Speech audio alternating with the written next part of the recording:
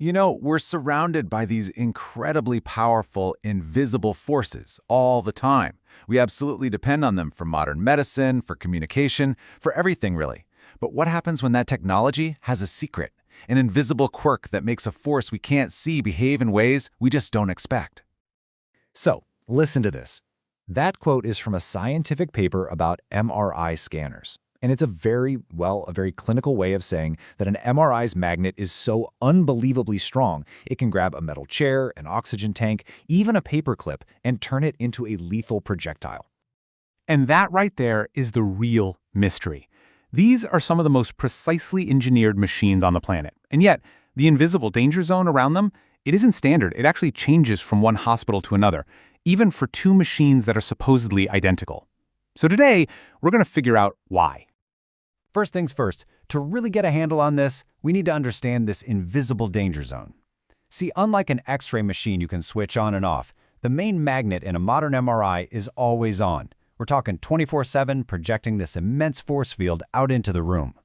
And that invisible extension of the magnetic field has a name. It's called the fringe field.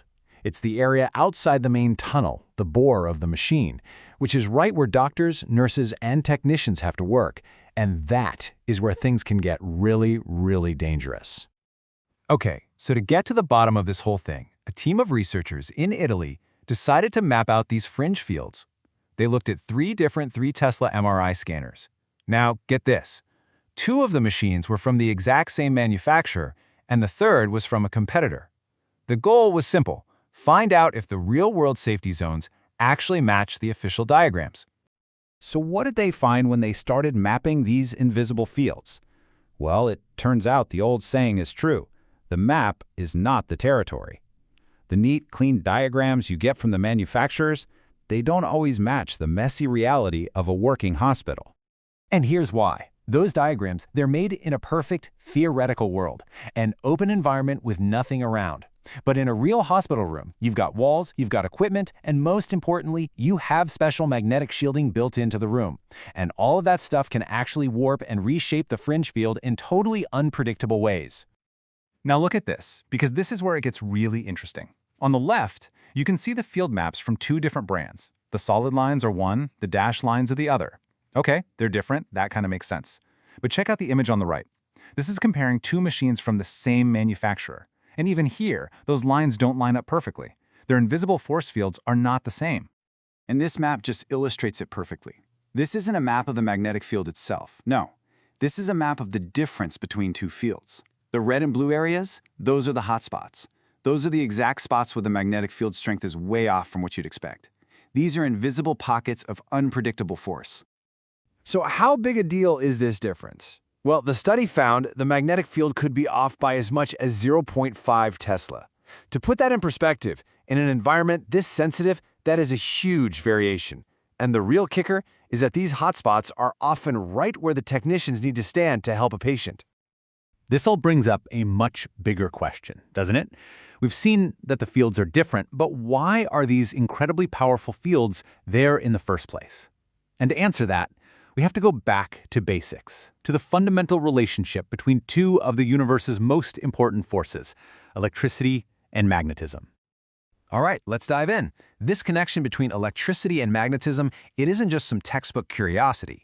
It is literally the engine that runs our entire modern world, from the lights in your home to that giant magnet in an MRI machine. It all kicks off with something called Faraday's law of electromagnetic induction. Now, to put it simply, it just means that if you take a magnet and you wave it around near a coil of wire, that changing magnetic field literally pushes the electrons in the wire and creates an electric current. So motion can create electricity. But here's the cool part. It's a two-way street. Think about the difference between an electric motor and a generator. A generator takes motion, like a spinning turbine, and uses magnets to generate electricity. A motor does the complete opposite.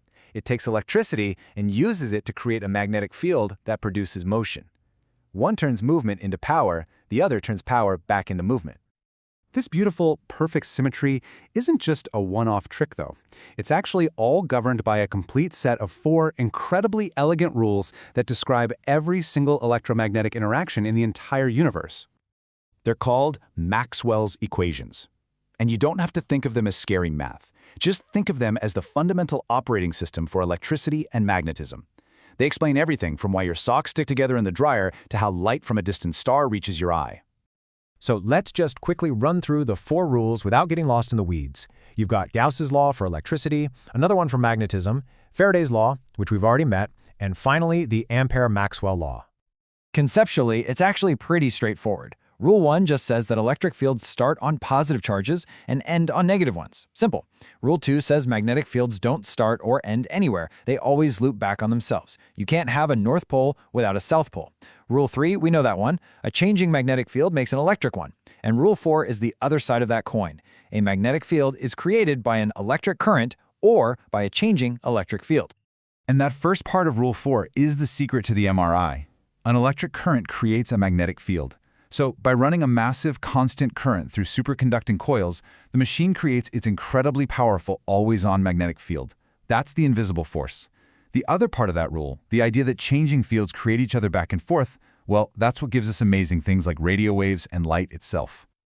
Okay, so let's take all this fundamental physics and bring it right back to our original problem. How do these universal laws explain the very specific, local differences that those researchers found in Italy? And remember, the researchers weren't just measuring at random. They took their readings at very specific heights: waist level, chest level, and head level. Why? Because they knew that's where the interaction between the field and a person is most critical for safety. And here's our answer. The MRI's powerful magnetic field is a direct, real-world application of Maxwell's laws. But that field doesn't exist in a bubble. The variations, the hot spots they found, those are caused by the real world interfering. The shape of the room and the special shielding in the walls interact with that field, bending and reshaping it, all according to those very same physical laws. So what's the big takeaway here? It's that understanding these fundamental rules isn't just some abstract exercise for physicists. It's absolutely essential for safely designing and working with the incredible technology that shapes our modern world. A generic safety map from a manual just isn't good enough when the local environment can create its own invisible zones of danger. In the end, it just proves that even our most advanced, complicated technology is still completely governed by these elegant, universal laws of physics. And that kind of leaves you wondering, doesn't it? We've just peeled back the curtain on one invisible field. What other fundamental forces are out there, all around us, shaping our reality in ways we can't even begin to see?